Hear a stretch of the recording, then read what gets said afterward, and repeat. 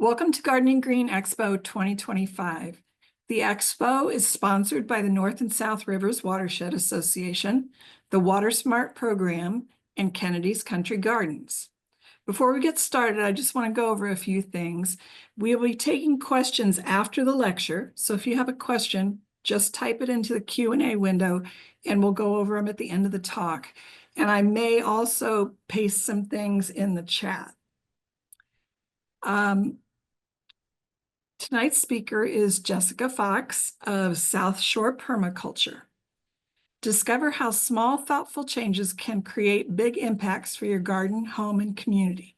This engaging lecture introduces permaculture as a holistic design system that works with nature to grow abundance, build resilience, and create strong, connected communities. Whether you're a seasoned gardener, urban dweller, or simply curious to learn more, you'll gain practical insight, see inspiring before and after transformations, and explore how permaculture principles can be applied to any space. Attendees will leave with actionable ideas, resources, and inspiration to start their own permaculture journey. Now I would like to introduce Jessica Fox of South Shore Permaculture. Thank you so much, Lori. Permaculture can be a bit of a tongue twister, so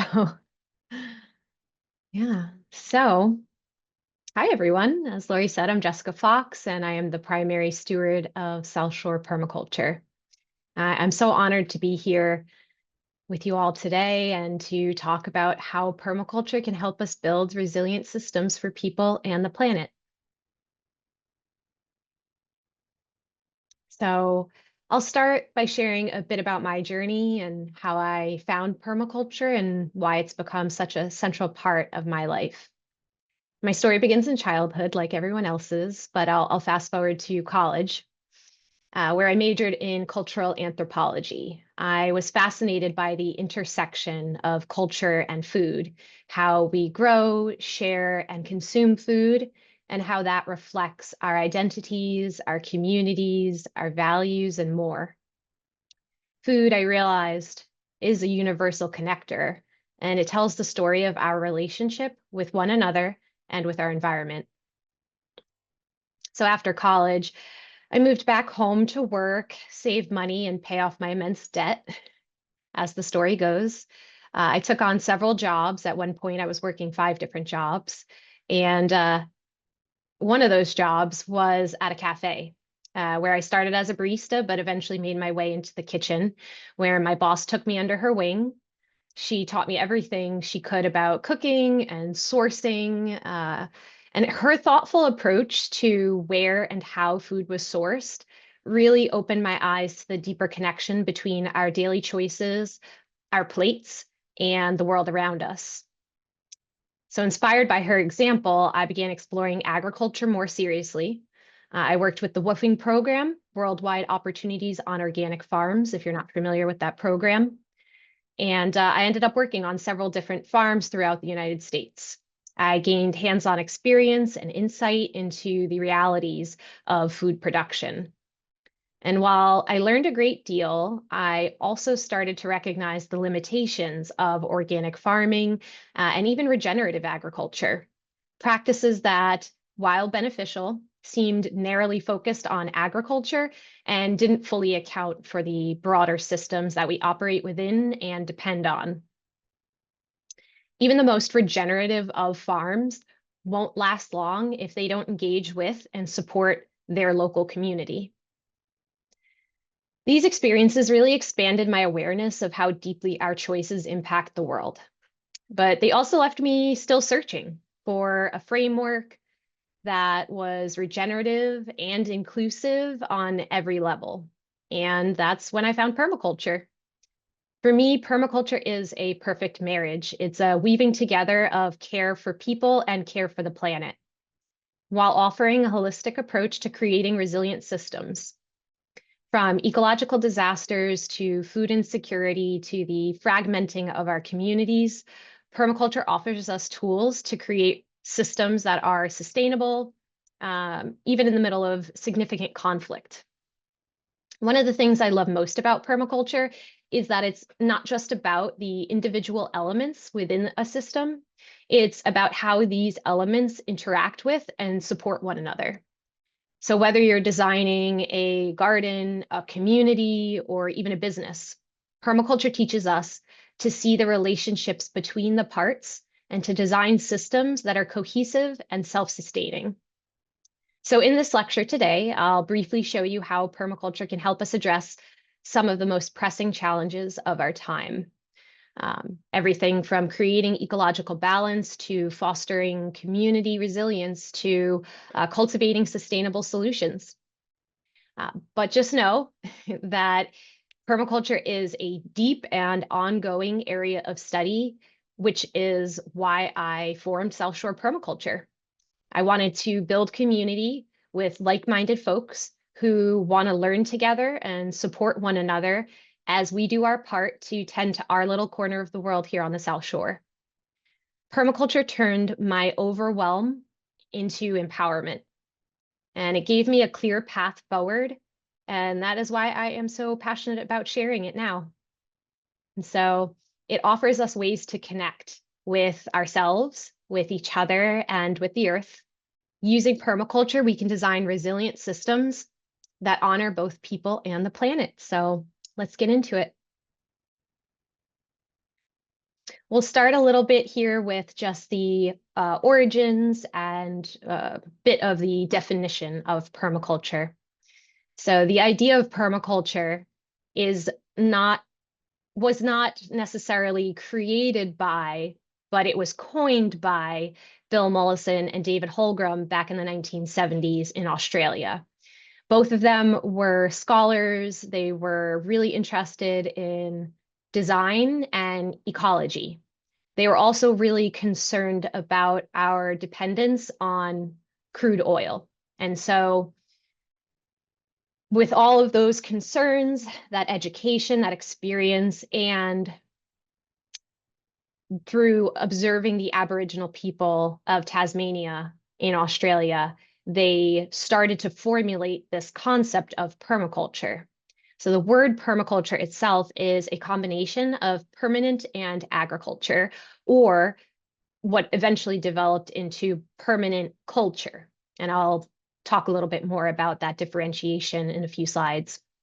Yeah, they were basically just really inspired by natural ecosystems and the indigenous land management practices that they observed.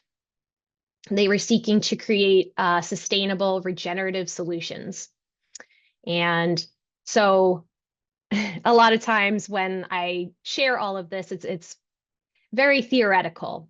And people want to know, well, what does it actually look like? What does it actually mean? And so we'll obviously dive more into that here, but really it's about designing any ecosystem from a landscape to the inside of your home to an entire community or city that is mirroring the patterns we see in nature, and it is meeting our human needs in a regenerative fashion.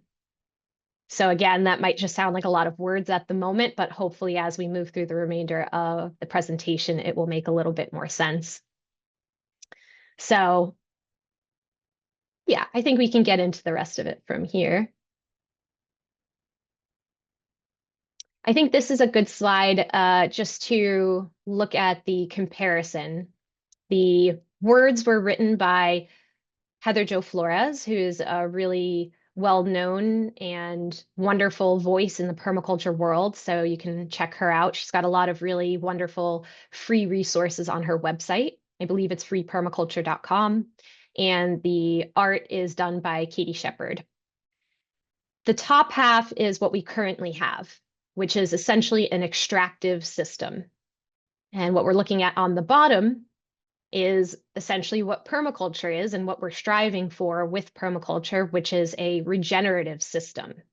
So with an extractive system, we are taking more and consuming more than we are producing.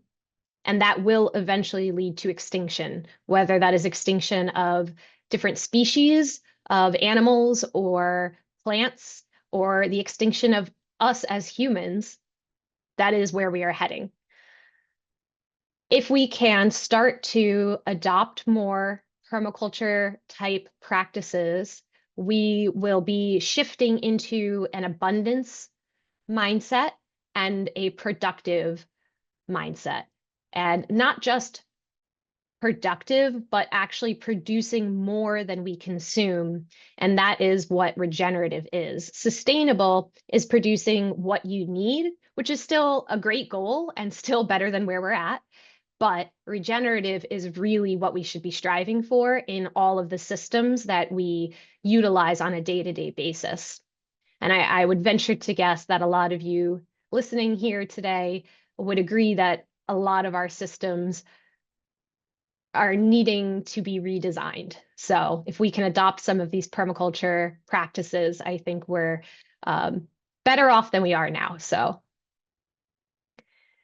what is permaculture made up of? Well, to start, it is made up of 3 ethics. If you're looking at the slide, you see 4. And I'll talk more about why there is a 4th there. But generally, it is people care. Oops, I just noticed a mistake on my slide. My apologies. The first one is supposed to be earth care. So earth care, people care, and fair share. So earth care is prioritizing the health of our natural systems, soil, water, air, biodiversity. And that can look like rebuilding our soil, restoring our ecosystems, conserving resources, amongst many other things. And then people care is ensuring access to food, water, shelter, community. And it really emphasizes collaboration over competition.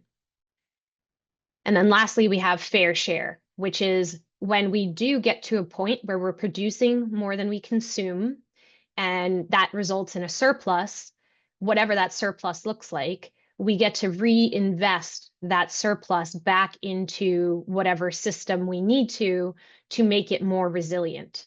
And this can be surplus of energy or resources or yields, depending on what it is that we're talking about.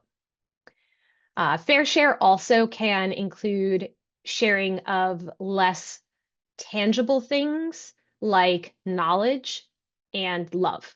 So, and then we have spirit aware. So this one is not an official permaculture ethic. However, a lot of folks in the permaculture world like to add this one. Sometimes they'll also add future aware, which is like basically having an awareness of the future and preparing now, doing things now to make sure that we have a resilient, wonderful future for generations to come.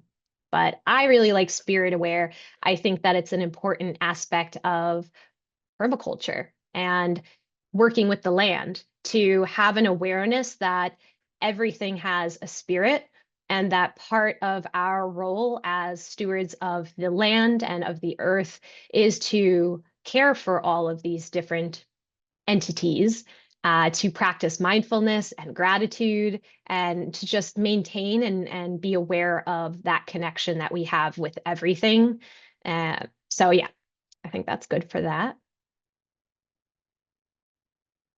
So when people hear about permaculture, generally they find out about it because of either gardening or agriculture.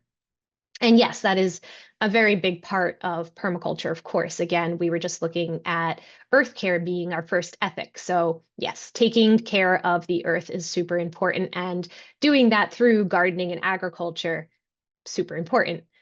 You can see underneath the title on this slide a few examples of practices that we have in permaculture, but that you've also probably heard of from either learning about maybe regenerative agriculture or just, whatever form of gardening you do at home. Perennials, no-till, sheet mulching, compost. I mean, you can check that out yourself, but those are concepts that I think most people in the gardening world probably know about, or at the very least have heard of. When it comes to gardening and agriculture in permaculture, it's really important that we talk about the why.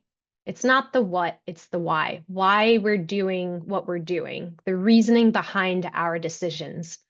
It's extremely nuanced, and there's many factors that play into, for instance, choosing a specific plant for a specific spot.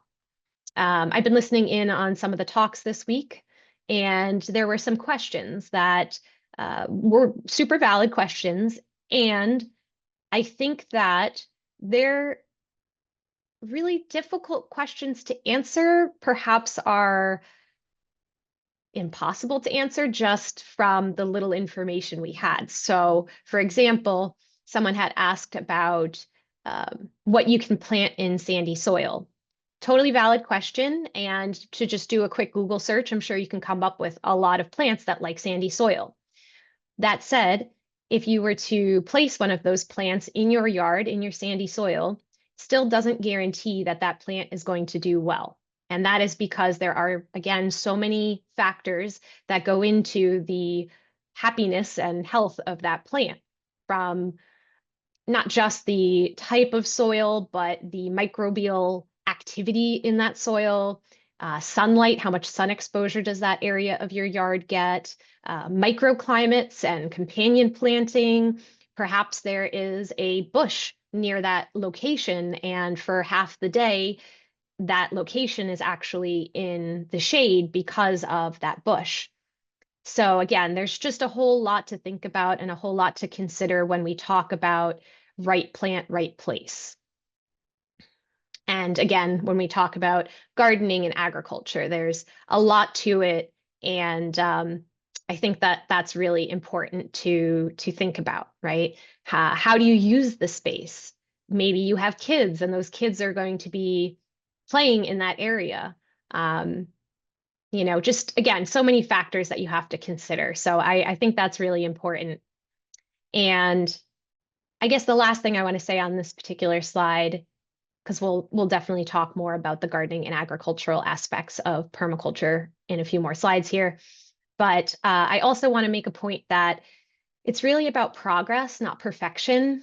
Permaculture evolves with experience. So as if you choose to pursue permaculture after tonight, just give yourself grace and patience and stay curious. There's so much to learn, and it's really exciting if you can approach it with some level of childlike wonder, rather than expecting that you're going to get a list of do's and don'ts and you're going to follow it to a T and then everything's going to work out perfect. Anyone who has done gardening knows that's not really reality anyway. So having those expectations, even with permaculture, is setting yourself up for failure. So do be patient and give yourself grace. So here we're looking at a before and after example of applying permaculture in a very arid space. This is an arid desert in Jordan. And this particular project was done by Jeff Lawton, and where he basically turned a barren, salty landscape into this lush oasis, all using permaculture principles. So some of the main things he did, he implemented swales, which are essentially shallow trenches, and that is to capture and store rainwater, which in this location is obviously very precious. He also went about planting thoughtfully with a mix of hardy trees and companion plants, all that he knew would thrive in this type of ecosystem. And I think this is just a really great example of how permaculture can generate lush, abundant landscapes, even in really harsh environments. And it's also proof that permaculture works and can lead to abundance when done correctly. Here we have another example. So this is a Paradise Lot. This is 1/10 of an acre. It's in a suburban backyard, and it was transformed by Eric Tosenmeyer and Jonathan Bates. Eric Tosenmeyer is another big name. Well, so is Jeff Lawton, just mentioning that from the previous slide. Eric Tosenmeyer is also a big name in the permaculture world. He's written several books and is still very active, as is Jeff Lawton. And so this was actually, he's since moved, but this was his backyard. in Holyoke, Massachusetts. And basically, they turned what was a uh, plot of compacted, poor, dead soil into a really fertile space. Basically, he used compost and mulch and strategic planting, and that's how he transformed this lot. He packed it with over 200 perennial edible plants, from pawpaws to ground nuts. Lots of biodiversity, which is huge in permaculture, lots of diversity in general. And it's, again, just a real testament to how you can turn even a small suburban space into a really lush, abundant landscape. And that you don't need a lot of land to practice permaculture. And that's another note that I just want to make, that permaculture is a spectrum. And so on the one hand, maybe you are using some upcycled cans, BPA free, of course, and you've drilled a couple of holes in the bottom and put in some soil, and you've propagated some basil, and you just have those sitting in your windowsill. That's permaculture. And then on the other end of the spectrum, perhaps you've gotten yourself involved in a farm project, and it's many acres, and you're going to do some production farming. So your intent is to feed your community, and it's a big project. Again, obviously, that's a much larger example, but also permaculture. And so, again, it really is the spectrum, and you don't need a lot of land to practice it. It's all very scalable, and we'll talk a little bit more about that as we move forward as well. So, getting into some permaculture principles. What are they? They are guidelines that are inspired by natural ecosystems, natural patterns, and they basically help us to design these resilient systems that I keep speaking about. And they really emphasize the importance of connections between the elements, as I touched on during my introduction, resource efficiency, when we have resources available to us to make use of them. And lastly, adaptability, especially nowadays with the very erratic weather and climate change that we are all experiencing. Being adaptable is very, very important. So there are actually 12 permaculture principles in this particular slide. Obviously, we're only looking at 4, but I think that these are arguably the most important. That said, I think we could compare it to a parent saying which child is their favorite. um, they're all important. They're all incredibly important. And most of the time, when we properly apply permaculture principles to a landscape, we're most likely utilizing most, if not all, of the principles anyway. So they all end up coming into play, but for now, we're just going to focus on these 4. So first, we have to observe and interact. Basically, we're studying the environment before we do anything, all so that we can make really informed decisions. This also brings to mind a phrase or a practice that is common in permaculture, which is to read the landscape. So when you get more fluent in permaculture, you can have a conversation with the land. You can read the landscape and pick up information. And then, again, as we see in this particular principle, to observe and interact, that interact is us then essentially responding to whatever the land told us. And so it ends up becoming this back and forth conversation over time, where you'll interact, you'll make some changes, adjust in whatever way you think you need to, and then read the land again. And there's probably going to be some different messages coming through. And then again, you can take that information, apply it, interact. And again, it just keeps going back and forth. So that is a really important skill in permaculture, and something that we'll touch briefly on again further on into the lecture. We also have catch and store energy.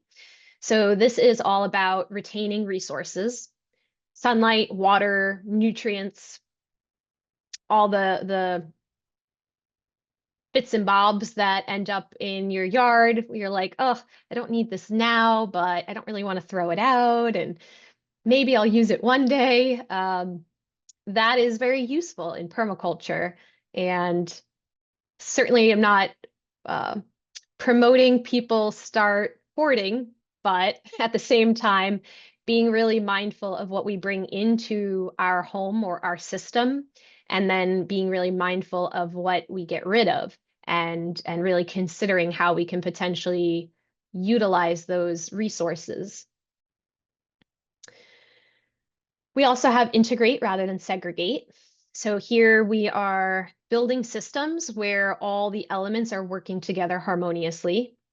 And this can be any number of things, and we'll dive a little further into that one in a couple of slides. And then use and value diversity. So this is resilience through variety, everything from crops to different ecosystems, community members. People bring different skills and knowledge to the table. All of that diversity is extremely valuable in permaculture. So now we'll actually go through each of these principles with an actual example so that hopefully it can become a little bit more understandable and less theoretical. So this first one, we're looking at observe and interact. This particular before and after is in Tucson, Arizona. Brad Lancaster, another big name in permaculture, specifically when it comes to water management. He transformed his arid Tucson, Arizona neighborhood into a vibrant water harvesting community. And he did this through a number of different methods, from curb cuts to creating basins to using native desert plants, and just generally like greening the streets, bringing a lot more life into them. I mean, this before and after, I think, speaks volumes. So he would do different things. Redirecting runoff into planting spaces is a big one. Oftentimes, the people who are designing things like our roads have no concept of permaculture for sure, but even something just like understanding ecology, understanding how to make use of all the water that ends up when it rains on our roads and then just flooding into drain pipes and things, right? That water could be kept on site with just a few minor adjustments. And I didn't want to spend too much time on this specific example, but if you look up Brad Lancaster and Tucson, Arizona, you can see some really great examples of ways that he did this, utilizing all of that water. And so I think to make the connection between this project and this permaculture principle of observe and interact, we can see how, well, I'll add some context too, because you can't necessarily see it from the photo. But he was saying that one of the issues was folks driving too quickly up and down the roads and how that made it less safe for pedestrians and cyclists. So he added this center, uh, gardenscape, if you will, to slow down traffic, to make it safer for cyclists and pedestrians. So observing that people were driving too quickly and that it was causing issues for folks in the neighborhood, and interacted, created that space.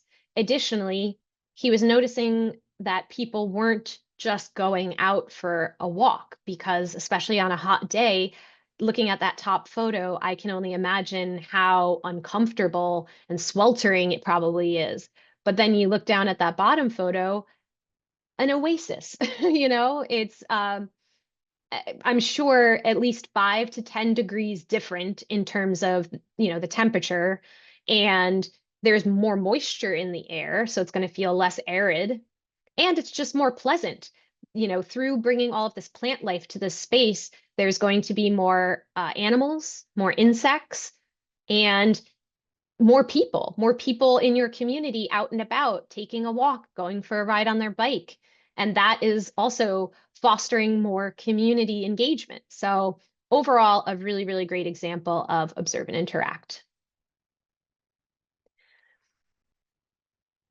So here we have an example of catch and store energy. So this is, I wasn't able to find exactly where this was located, unfortunately, but I can say that this is from a project that's still in the works. It's just about a 1 acre site. And I think that this was a really great example of catching and storing energy, but perhaps not the energy we generally think of. So a lot of times people will go directly to like a solar panel as an example of catching and storing energy. And of course, that is a great example, but we can also catch and store energy through water, which, even the last example is also a really good example of catching and storing energy in the form of water and rainwater. But yeah, so this is a really great example of it. This is a number of different like swale type structures that were created to allow that water more time to infiltrate and make its way down into the water table where it can be stored ongoing and actually be utilized by the plants that they grow right there on site. And yeah, I think that's all I want to say on that one. I'm also just noticing the time, so I just want to be mindful of that. Here we're looking at an image. It is an AI rendered image, just to clarify. However, I do think it's a really cool example of what's possible. So imagining a cityscape where we are utilizing multiple forms of energy, from solar panels to wind turbines. Um, Realistically, I don't know that you would want wind turbines that close to your home. Maybe in the future, in this future scenario that they've created here, they will have made wind turbines less noisy and I don't know. But the idea just being to diversify your energy sources and to integrate them into the space. We're also seeing here that they've integrated a lot of green spaces, plants on rooftops and even on the side of the building we can see on the left-hand side. They've also integrated the walking paths. And so folks are able to walk through their neighborhood away from roadways, so it's safer and more enjoyable. And so all of this is integrating everything to create a healthy, resilient community. So integrate rather than segregate. And then last here,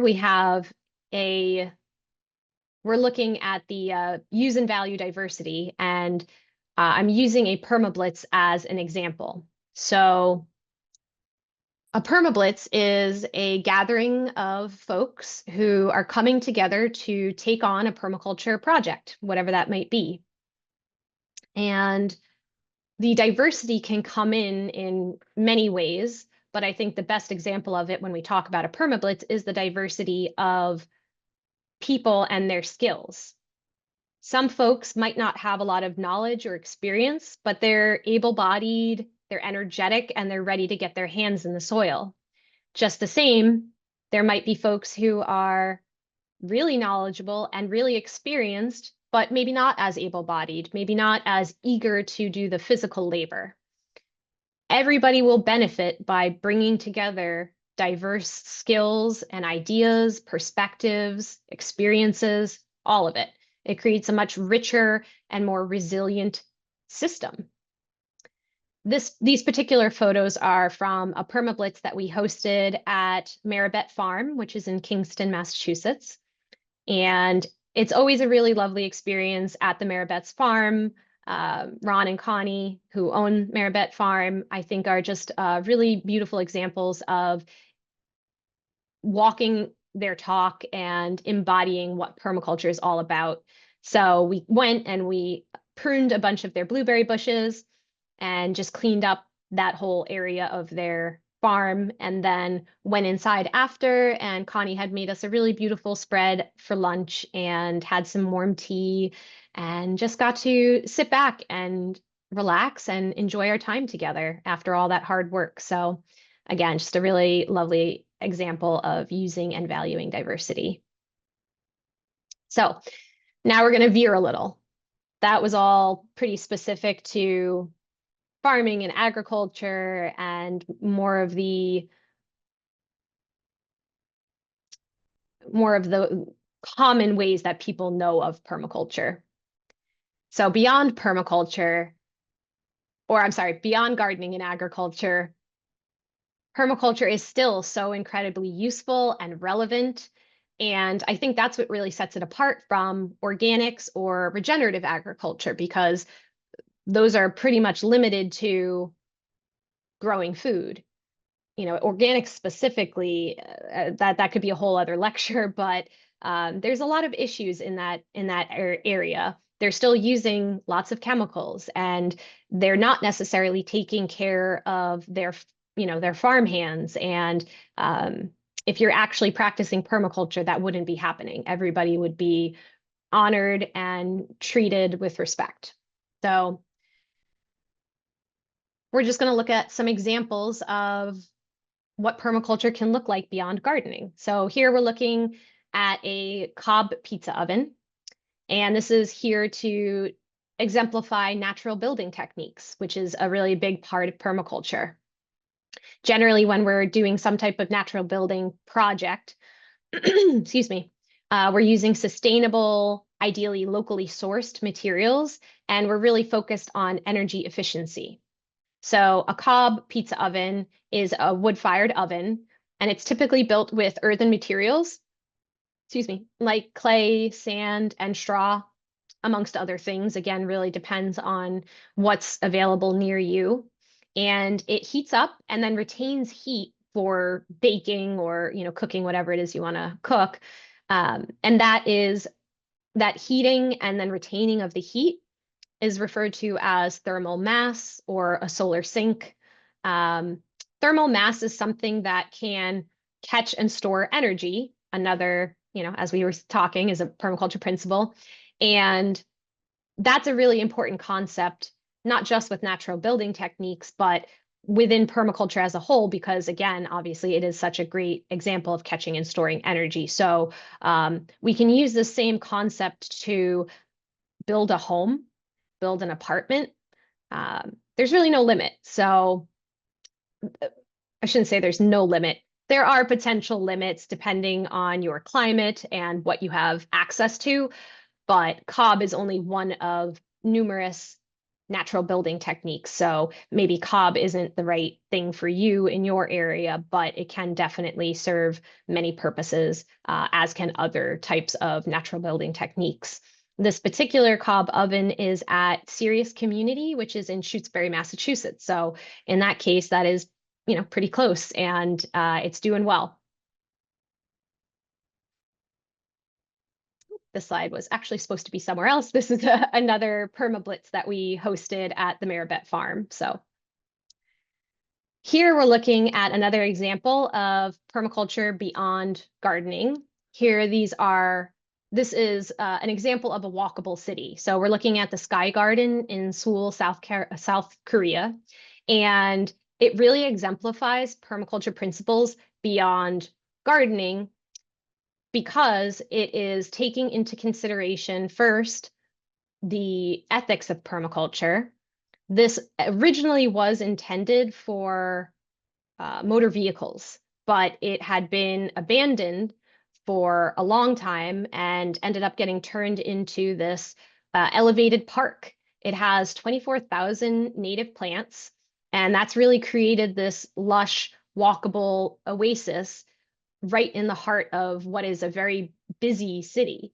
So folks, pedestrians, can walk this space, connect with the earth, have a much more enjoyable experience. I think we could argue a better quality of life. It's making them healthier if it is making it easier for them to walk, to work or school or wherever it is that they're going throughout their days. And again, I also think is a really great example of utilizing what resources you already have access to. They could have taken this overpass and knocked it down and just thrown away all the material, but they repurposed it into something that really serves the community. And here we are looking at a gray water system. So this was designed by David Holmgren, one of the founders of permaculture. And it is in Melodora, which is in Victoria, Australia, where he lives. So a gray water system basically turns any household waste into a sustainable resource. Gray water refers to water that comes from your bathtub, from hand washing sinks, from your laundry. You cannot, gray water, dark water and black water, I think are the terms. I know it's black water. There's kind of like an in between. So I think it's called dark water. And that is water that comes from like your kitchen sink.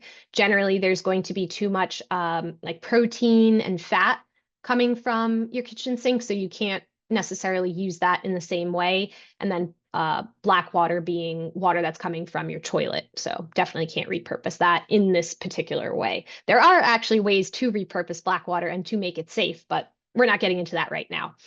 So when we have gray water, though, it's a much easier process to make it reusable. And you would reuse this type of water to water your gardens, to water whatever plants you have. Certainly wouldn't drink it, and I wouldn't give it to my animals. But perhaps depending on the process that you use, maybe you could. In this particular instance, he is doing this to be able to irrigate his crops. So this is, again, just a great example of using and valuing resources that are already on your site and producing no waste. Two more permaculture principles that we didn't get into, but a great example of that. And then lastly, education and community building. So these are all videos from that I took that are from different events and gatherings that we've hosted. So I'll just quickly go through them. Top left is actually from Serious Community out in Shrewsbury, Massachusetts. And that is with last year's PDC students. And I'll talk a little bit more about what a PDC is here in a moment. Below that, on the left-hand side, is from a tour we took of Leland Cooperative Garden, which is based in Cambridge, and it is part of the Boston Food Forest Coalition, a really wonderful organization. I do recommend checking them out if you don't know them already. And if you do want to see some permaculture in an urban space, that's a great example of it. In the center, we have a video from a kids workshop that we hosted where we had them, we took a walk in the woods and had them do a scavenger hunt, all with the intent of making the connection between reading the landscape or observe and interact with something that was fun and kid friendly. And then in the top right-hand corner, we have last year's movie and potluck night. So part of what we do at South Shore Permaculture is host community building events. And so we try to make these either free or very low cost with the intent to bring like-minded community members together and to have us all connect and start building community, right? It is very much a verb. And so that was the intent with this. We watched a film called Inhabit, a Permaculture Perspective. If you haven't seen that, it's a really great film and a really great introduction to what permaculture can do. So Inhabit, a Permaculture Perspective. And then in the bottom right is from a walk we took at Weir River Farm. And the idea behind this particular walk was this was also with last year's PDC students, and it was right in the beginning of the course. And the idea was to start learning about that process of reading the landscape. So we went and we walked and we pointed out different cues essentially that were coming from the land and talking through what that process looks like when we read the landscape. So that is just another example of permaculture beyond gardening. So we do have to very briefly go over some of the limitations, because no matter how you go about growing food, there are going to be limitations. And I would argue that the limitations I've listed here are not necessarily specific to permaculture. However, again, just for transparency, I did want to just go over these quickly. So sometimes it can be costly and labor intensive. That said, it's very, very much based on the design or the project that you're implementing and how much you're practicing permaculture. So even if you had a fairly large and involved project, if you're well connected within your community or you have the right support system in place, you might be able to source a lot of your materials, plants, etc., through people at either a discount or maybe even doing some kind of exchange. And then in terms of labor, again, we can think of something like a permablitz where people are coming together, volunteering their time to do this project. Or again, maybe it's some type of exchange. Some friends come over and help you with your project, and then another day you go over and help them with theirs. So, and then again, this is also very dependent on the size and scope of your project. Like I talked before about the scalability. So could be a couple of cans in a windowsill, but it could be like a full scale commercial farm, right? And so on that, next limitation here, scalability, right? A lot of commercial farms do utilize automation, and although you can do that technically and still be practicing permaculture, it's not an all or nothing practice. However, ideally, when you practice permaculture, you're utilizing oil as little as possible. And to my knowledge, most automation is using oil.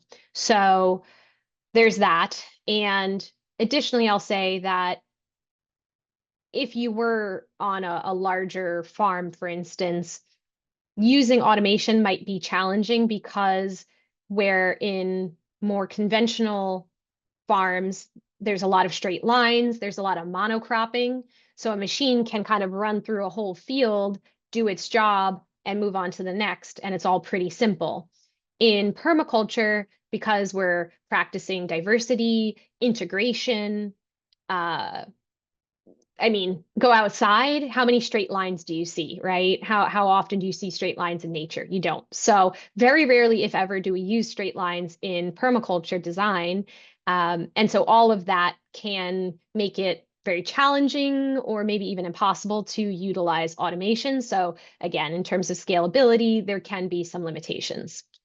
And then lastly, access to knowledge and to skills. If you don't have a community around you to engage with, if you don't have access to the internet for some reason, it can make it hard to learn about permaculture. I'll say too that it is a lot to learn, and it might be overwhelming at first. So that can be potentially a limitation. However, that said, I think all of this can be solved through education and community, which is exactly what we offer at South Shore Permaculture. So our whole intent is to provide that community and education, that support and guidance to anyone on the South Shore or beyond who wants to learn more about permaculture. And so we offer a number of different opportunities. Learning opportunities range from workshops to classes to courses. So we do have, just a few hours on a weekend afternoon for a workshop. We do also have our full PDC, which stands for Permaculture Design Certification. And that is generally 72 hours. And it is based on the first permaculture book, Permaculture 1, written by Dave and Bill. And that is generally the basis of a PDC. Our PDC, we very intentionally designed to be applicable to our specific climate here on the South Shore, southeastern coast of Massachusetts. We go pretty deep into the history of this land. We talk about plants that are specific to our area, and we practice a lot of in-person activities that allow our students to really get their hands in the soil and learn about our local ecosystem. So that is our PDC. And I'll add as well that in terms of the workshops and classes and whatnot, they also range in price. So part of the ethics of permaculture is fair share. And we recognize that not everybody has the same financial means. And so we try to do what we can to make it as accessible as possible. So if you were to go to our website, we do have a whole section in our FAQs that goes over all of the financial assistance we offer. So you can definitely go there and check that out further. And if you have any questions on that at all, always feel free to reach out to me. I try to be as accessible as possible. Jessica@southshorepermaculture.com is my email. And lastly, we also have our community building events, which I've already talked a little bit about. But yeah, we have a yearly potluck and movie night. I'd love to have more of those moving forward. So we might do that. We had a number more people this year than we had last year, which is wonderful and makes me hopeful for the future. And then we have other events as the year goes on, and we're still a fairly small and new organization, so we're very much growing and always looking to connect with people. So if this really does align for you and you want to learn more, do reach out. Here, I just wanted to offer some suggested reading. Of course, you can go ahead and check the internet, and there's lots and lots of information, most of which is free. If you are someone who likes to sit down and read a book from cover to cover, then I would definitely recommend all of these books. And if there's a specific topic that you would like to learn more about, and maybe none of these books are specific to that topic, again, feel free to reach out to me. I'm happy to offer any book recommendations. I also have a number of these books, so always happy to share those and loan them out for, however long you need. And then last, we have a call to action. So the QR code will take you to a Google form.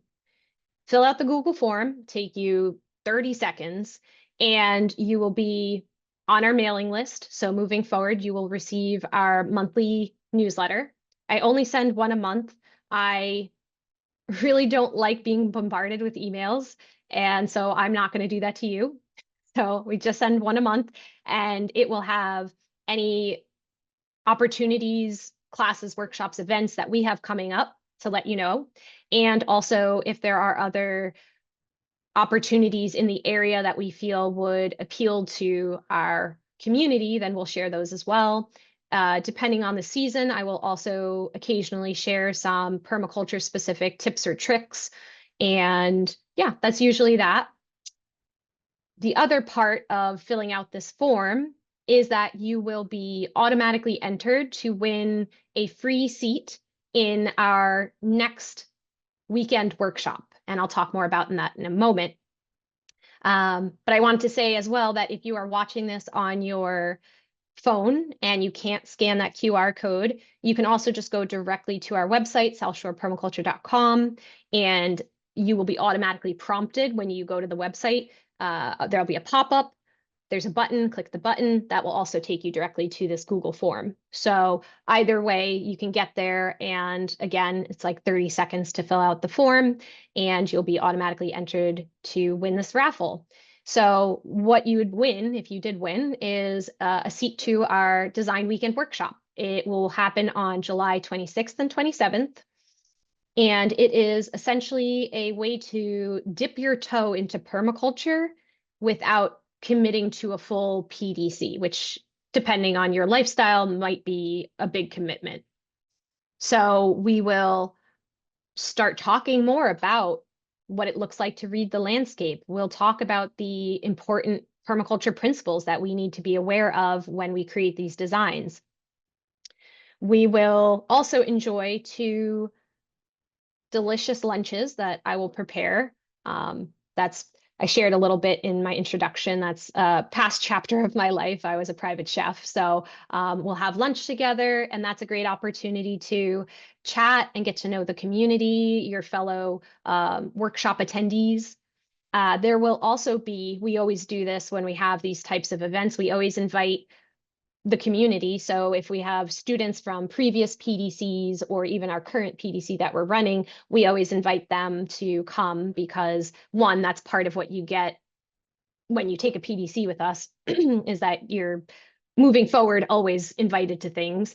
And then also, we just think it's a really great opportunity to kind of build upon already established relationships. So a lot of them already know each other. They already have a relationship. And so bringing new people in and integrating them into that community, I think is much fuller and richer when we do it in that way. So we'll have the 2 lunches, and then the weekend we'll wrap up. Our current PDC students will be presenting their final design project, which I think will be a really cool opportunity for any of the attendees at the workshop, that they will get to see what a permaculture design really looks like in its totality. And you'll have the opportunity to ask questions and engage with our current PDC students to hear about their experiences and how they went about developing this design. So I think it'll be a really fun and informative and just generally wonderful experience. And that will be held at Foul Play Farm in Duxbury, Massachusetts. So that is that. And yeah, and then that brings us to the end. So I just want to share lastly a quote from Heather Jo Flores. If the concept of permaculture seems a bit overwhelming or theoretical, remember, it's more about the journey than the destination. It's not a product, it's a process. So, and I'm here to help you along on that journey. So thank you so much. And yeah, happy to take any questions if there are any. Thank you, Jessica. That was really informative. I really enjoyed it, and I can see by all the hearts that everyone else did too. I wanted to let everybody know that I did paste your website link in the chat, as well as a lot of the other ones that you mentioned. So if Awesome. people Thank you. want to click on those, they can find out more about those. Thank you. I don't see any questions at this point.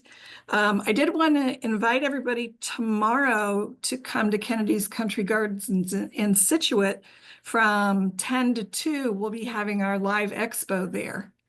So I hope everybody can join us for that.